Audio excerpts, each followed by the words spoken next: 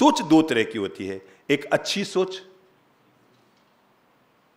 बोलो, एक ओछी सोच। ओछी का मतलब समझ गया ना, घटिया सोच, नेगेटिव सोच, नकारात्मक सोच। संबोधि इंसान को पहला जीने का पाठ पढ़ाती है, जिंदगी की पहली सीढ़ी पर चढ़ा रही है, और वो है चलो आज हम पहला संकल्प करते हैं। मैं अपनी सोच को, सोचो ओछी सोच अच्छी होती है या अच्छी? दुनिया में दो ही जीने की कला है, एक अच्छी सोच, एक गंदी सोच, एक घटिया सोच, एक बढ़िया सोच। क्या है? अच्छा कल्पना करो, एक गरीब के घर में सास और बहू है, पर दोनों की सोच बहुत बढ़िया है, क्या जिंदगी साथ में निभेगी कि नहीं निभेगी? एक अमीर घर में जहां पर 1000 तरह की सुविधाएं हैं और सास और बहू दोनों हैं, पर दोनों की सोच ओछी, घटिया और नेगेटिव है, सोचो उनकी जिंदगी निभेगी? नहीं निभेगी। अगर दो भाई 40 साल तक साथ हैं, तो इसका मतलब यह नहीं कि उनकी कोई मजबूरी है, इसका मतलब यह है कि उनकी सोच बहुत अच्छी है। जब तक हमारी सोच बड़ी बनी हुई रहेगी, हम कभी भी किसी से जुदा होना नहीं चाहेंगे, टूटना नहीं चाहेंगे, नेगेटिव होना नहीं चाहेंगे, किसी को गिराना नहीं चाहेंगे। हमेशा याद रखना, जब हमारी सोच नेगेटिव होती है तभी हम दूसरों को गिराते हैं। और विश्वास रखना, जब इंसान गिरे हुए को उठाता है तो ईश्वर उसको भी उठाता है, और जब इंसान किसी उठे हुए को गिराने में कोशिश करता है तो भगवान उसको भी। दुनिया का तो नियम है। चलो एक प्रयोग करो, तो मैंने पिछली बार भी कराया था। हाथ लो, मुट्ठी लो, ऐसे खोलो, ऐसे लो लो लो लो लो लो, और इसमें एक काम करो। अब मैं आप दोनों के, सब लोगों के हाथों में वो 100 ग्राम गुलाब जल डाल रहा हूं। क्या डाल रहा हूं? गुलाब जल डाल रहा हूं। कुछ नहीं करना है आपको, तो गुलाब जल तो मैंने डाला है, आपको तो हवा में उछालना है। चलो तो या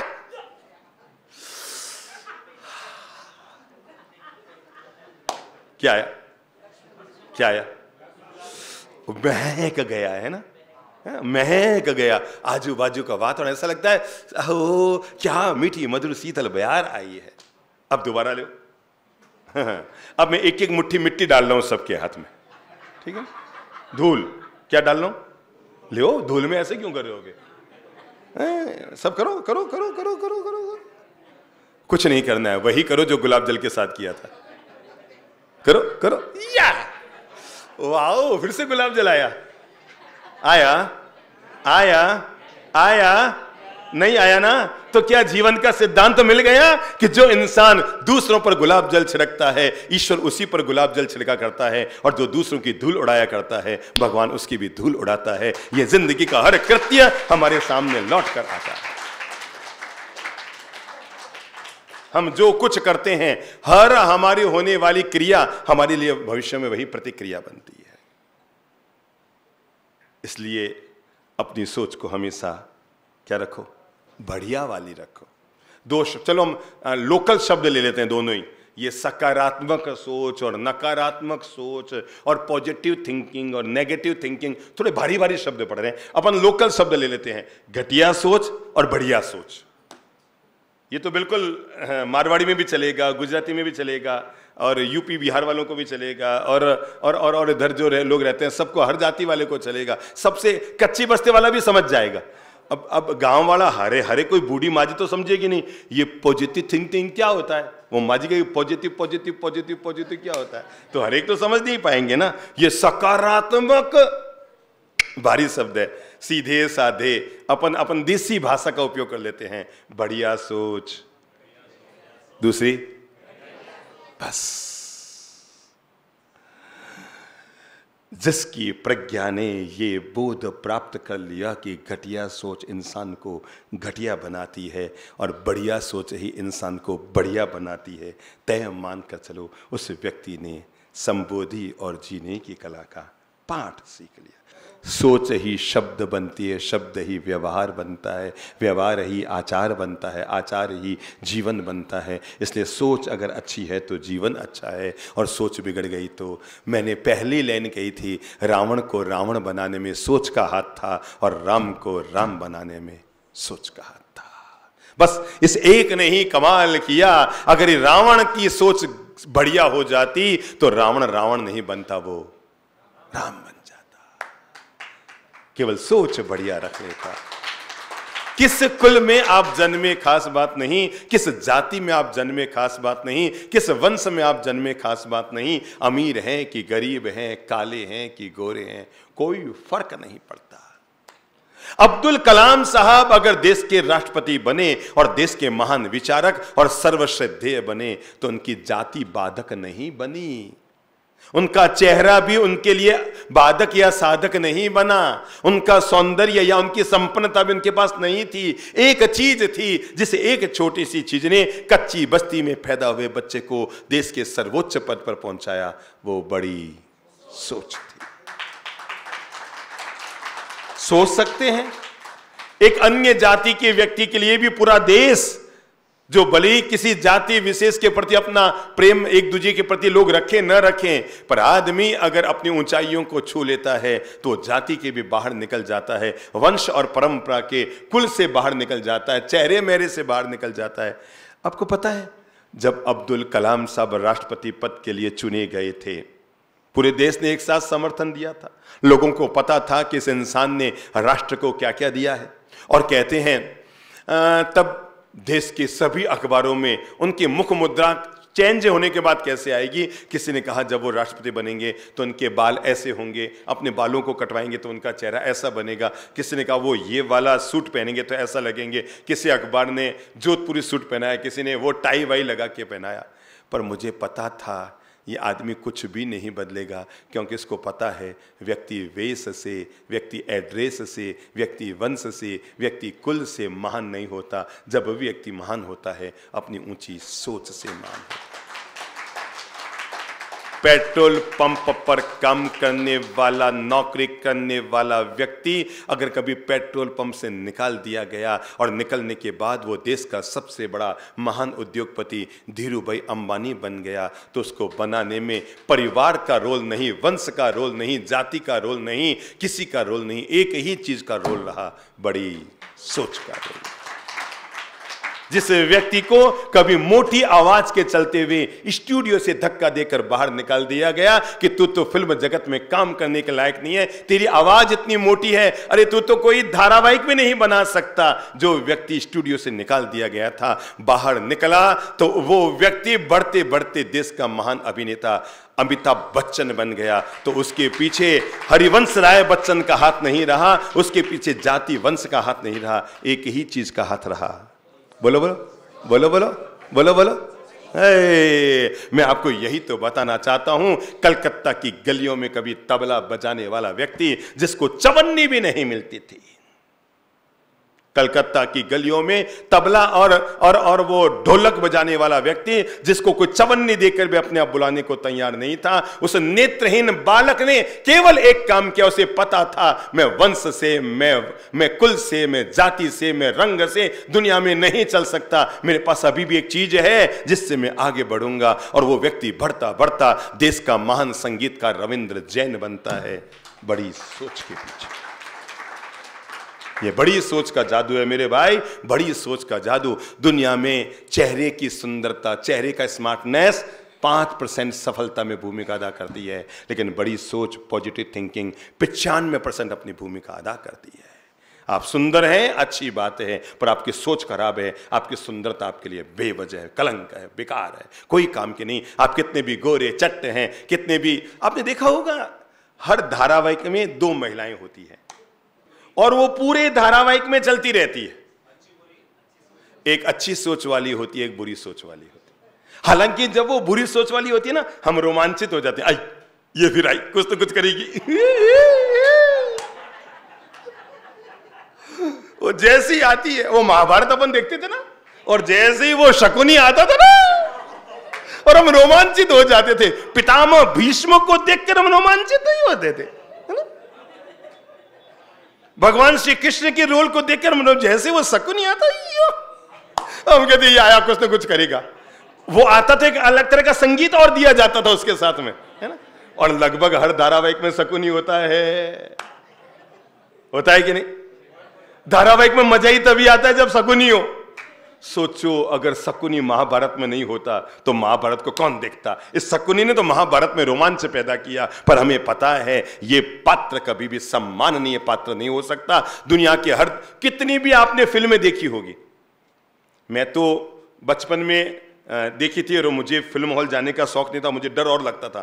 पर मैं आपको बता दूं, आपने कितनी भी फिल्में देखी होंगी, पर हर फिल्म का समापन हमेशा अच्छी सोच वाले व्यक्ति की जीत के साथ हुआ है और बुरी सोच वाले की हार के साथ हुआ है। जब पर्दा गिरता है, जब नाट्य मंच का पर्दा गिरता है, फिल्म का पर्दा गिरता है, तब तालियां कभी भी घटिया सोच वाले के लिए नहीं बजती, तालियां हमेशा। राम जी की मूर्ति मिलेगी आपको, लक्ष्मण जी की मूर्ति मिलेगी, भरत की मूर्ति मिलेगी, पर दुनिया में कभी भी रावण की मूर्ति मिल जाए, पर कोई व्यक्ति अपना रावण, अपने बच्चे का नाम, अच्छा आज तक किसी मां ने अपनी बेटी का नाम कैकेयी नहीं रखा। अब बताओ बेचारे ने कौन सा एक छोटा सा कर दिया, छोटा सा एक गलत काम कर दिया, छोटा सा एक 2 मिनट का रोल अदा किया, एक वचन ने पूरे उसके भविष्य को बिगाड़ दिया। पर एक बात तय है, दुनिया में कोई नाम अपना बच्चे का नाम, बेटी का नाम कैकेयी रखता है क्या? है? रामावतार तो नाम रख दिया जाता, रावणावतार तो नहीं रखा होगा किसी, है ना? रामावतार चलेगा, पर रावणावतार क्यों? क्योंकि लोग नेगेटिव रोल को कभी अपनी जिंदगी में पसंद नहीं करते। देखो आप दोनों बहनें खड़ी हो तो, हाँ मंदनो माता जी आप खड़े हो, हाँ आप सूरत से आए ना, हाँ खड़े हो।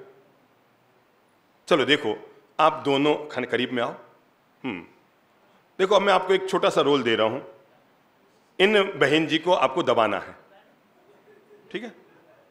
नेगेटिव रोल दे रहा हूं, इनको दबाना है। दबाओ, कंधा पकड़ो, इनको बैठाओ, दबाओ, हाँ जोर से दबाओ, हाँ बैठो माता जी, आप बैठो, जोर लगाओ, हाँ झुको झुको झुको झुको। अच्छा आपने देखा होगा जब ये नीचे बैठ रही थी तो ये महिला सीधी खड़ी थी कि इसको भी झुकना पड़ा था?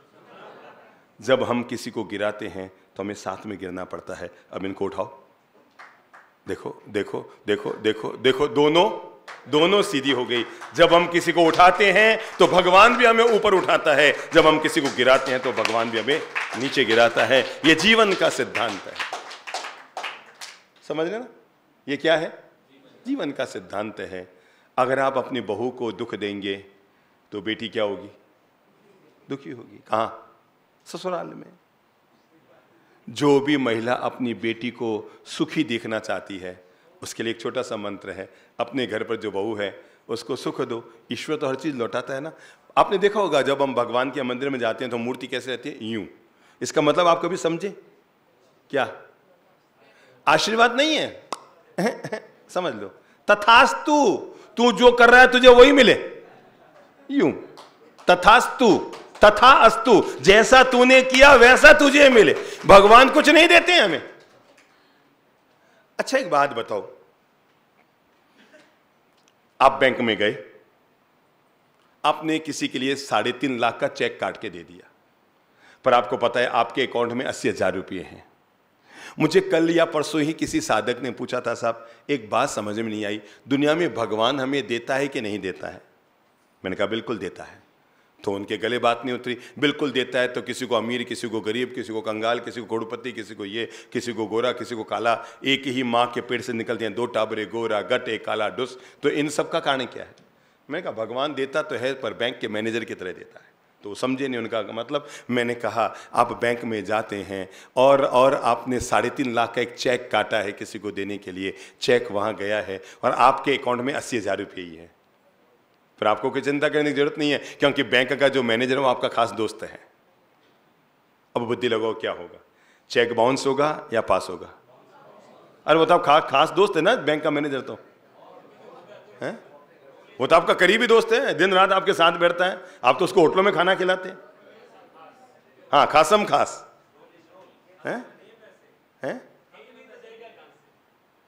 बस हमेशा याद रखना, ऊपर वाला बैंक मैनेजर की भूमिका अदा करता है। तुम्हारा कितना भी खास हो, तुम्हारे अकाउंट में रुपये हैं तो चेक पास होगा और नहीं है तो नहीं होगा। आपके खाते में जो भरा है भगवान वही आपको देता है। तथास्तु, तुम्हें वही मिले जो तूने भरा है। इसलिए चेक को पास कराने के लिए अकाउंट भर कर रखो। अकाउंट तो खाली पड़ा है और चेक पर चेक काटे जा रहे हो। कोई चेक पास होने वाला नहीं है। समझ में आ गई? समझ में आ गई?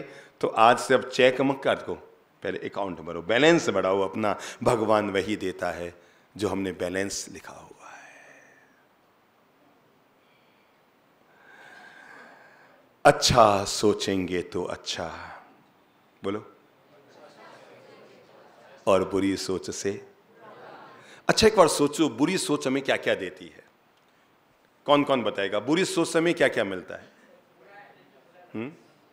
हमारा मन खराब हो जाता है। और क्या होता है? बुरी सोच के कारण हमारे भीतर क्रोध पैदा होता है, हेल्थ खराब होती है। बुरी सोच के कारण हमारे भीतर ईर्ष्या पैदा होती है। बुरी सोच हमें बार बार दुराग्रह में डालती है, चिंता में डालती है। बुरी सोच में हम दूसरे का लाभ करेंगे कि नुकसान करेंगे? तो हम नुकसान करना चाहते हैं। बुरी सोच में हम दूसरे का अहित करना चाहते हैं। बुरी सोच में हम दूसरे का विनाश करना चाहते हैं। बुरी सोच हमारे भीतर संदेह पैदा करती है, शक पैदा करती है, संशय पैदा करती है, क्रोध पैदा करती है, ईगो पैदा करती है, अहंकार पैदा करती है। तो एक बात पक्की लग गई कि बुरी सोच हमेशा बुरी चीजें पैदा करती है। पक्की बात? पहले बुद्धि लगाओ। अगर आपको लगता नहीं बुरी सोच से अच्छी चीजें पैदा होती है तो मैं क्यों मना करूं? आप अपनी बुरी सोच रखो। पर आप ही सोच लो, जब आप बुरी सोच रखते हैं तो क्या क्या चीज मिलती है? बुरी चीजें मिलती है कि अच्छी चीजें मिलती हैं? और अच्छी सोच रखेंगे तो फिर मन में प्रेम जगता है। ओहो, भले ही सामने वाले ने मेरा बुरा किया पर मैं उसका बुरा नहीं करूंगा। भले ही सामने वाला मेरे प्रति नेगेटिव बन गया पर मैं नेगेटिव नहीं बनूंगा। भले ही सामने वाले ने मेरा नुकसान किया पर मैं उसका नुकसान नहीं करूंगा। अरे मेरे भाई, मैं 3 शब्द हमेशा कहा करता हूं, इंसान, भगवान, शैतान। शैतान वो है जो भला करने वाले का भी बुरा करता है, इंसान वो है जो भला करने वाले का भला करता है, पर भगवान वो है जो बुरा करने वाले का भी भला करता है। जो तो के कांटा बोए। याद करो, याद करो, तीसरी क्लास में पढ़ा था अपन ने ना, हिंदी की जो किताब होती थी तीसरी क्लास की, उसमें अपन ने सबने पढ़ा है क्या? जो तो के कांटा बोए ताहे बोए तो फूल। ये पॉजिटिव थिंकिंग का सिद्धांत है, ये सकारात्मक सोच का सिद्धांत है, ये बड़ी सोच का सिद्धांत है कि जिसने तुम्हारे साथ बुरा किया आज संकल्प कर लो। देखो भाई, एक बात ध्यान रखना, आप संबोधि साधना में आए हैं, अच्छी बात है, सर्व सुविधा युक्त आपको साधना का मार्ग मिला है। इतना साधना का सरल और सुविधा युक्त मार्ग दुनिया में कहीं नहीं मिलने वाला है। सच बता दो, जितनी सुविधा युक्त मार्ग, सोने के लिए कूलर या एसी का रूम है, सोने के लिए 6 इंच का गद्दा है, सुबह जाओ तो सीधा नाश्ता प्लेट में तैयार है, दोपहर में खाना खाने बैठो तो स्वादिष्ट भोजन है। एक बार कल्पना करो तो महावीर और बुद्ध ने कैसे साधना की होगी? एसी चला था क्या उनके रूम में? पंखा हिला था क्या? कूलर डुला था क्या? गद्दे लगे थे क्या? सोने के लिए छत नहीं थी, आसमान को छत बना के पेड़ की छाया में विश्राम करते थे, जंगलों में रहकर साधना करते थे। और बिछौना क्या होता था? जमीन ही बिछौना होती थी और हाथ ही तकिया होता था। और कभी 2, 5, 10 दिन में कभी भिक्षा पात्र में आ जाए तो वही भोजन और आहार होता था। आप वास्तव में बहुत किस्मत वाले हैं। आप तो यूं समझें बैठे बैठाए आपको मक्खन खाने को मिल रहा है। मेहनत तो किसी और ने की होगी और आपको तो थाली में सीधा घी और मक्खन परोसा जा रहा है। मथनी की मेहनत तो किसी और ने की होगी, इसलिए आप बहुत किस्मत वाले हैं। इतना सरल साधना का मार्ग कहीं। अरे देखो तो सही, कल्पना करो, भगवान महावीर ने 12.5 साल तक जंगलों में साधना की थी। तो जब गर्मी आती थी तब वो राजमहल में तो नहीं जाते थे ना। बुद्धि लगाओ, कहाँ रहते थे? कहाँ कहाँ? जंगल में, पेड़ों के नीचे, है ना। उस समय भी मई महीना तो आता ही था, उस समय भी वैशाख महीना तो आता ही था, और उस समय भी 45 डिग्री गर्मी तो पड़ती थी। पर जैसे आपको एसी की सुविधाएं मिली है साधना के लिए, वो जंगलों में साधना करते थे। इसलिए कितने किस्मत वाले हो जिस साधना के मार्ग को पाने के लिए महावीर, बुद्ध, पतंजलि जैसे महापुरुषों को जंगलों की खाक छाननी पड़ी थी, हिमालय की गुफाओं में जाना पड़ा था, कभी चंड कौशिक जैसे नागराज के सामने जाना पड़ा था। ये साधना का दिव्य मार्ग आज आपको एसी में बैठकर आराम से है ना। अगर तब भी आपसे साधना नहीं होती, इसका मतलब आप साधना पाने के योग्य हो ही नहीं।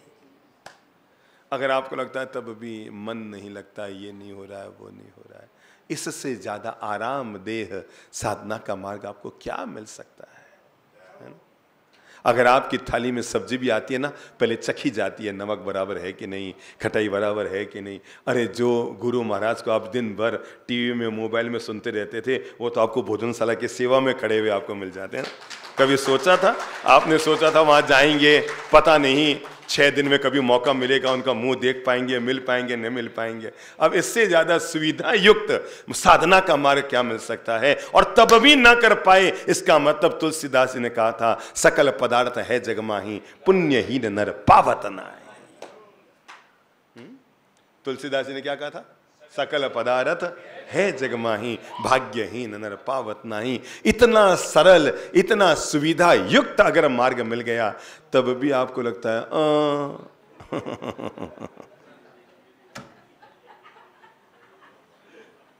इसलिए एक दिन महावीर के साधना का अनुभव करना, एक दिन ऐसा जरूर करना, अपने रूम का एसी बंद कर देना, पंखा बंद कर देना, पूरी रात बिताना उस साधना में, ध्यान में, और कल्पना करना, आज मैं महावीर के साधना के मार्ग पे 2 कदम बढ़ता हूँ। अरे वो जंगलों में रह के साधना कर रहे थे, आज मैं एक रात, मैं तो कहता हूँ घर में भी आदत डालो, गर्मी के महीने में एक दिन बिना एसी, बिना कूलर, बिना पंखे सो। वो जो मन में मुमुक्षु, मन में साधना का भाव होगा, मन में संबोधि का भाव होगा ना, एक दिन कभी बिना नमक की भी सब्जी खा लिया करो, ताकि स्वाद पर विजय प्राप्त कर सकें आप। मैं कुल मिलाकर आज की जो सार की बात आपको कह रहा हूं, वो इतनी सी बात है, सोच को हमेशा अच्छी रखो।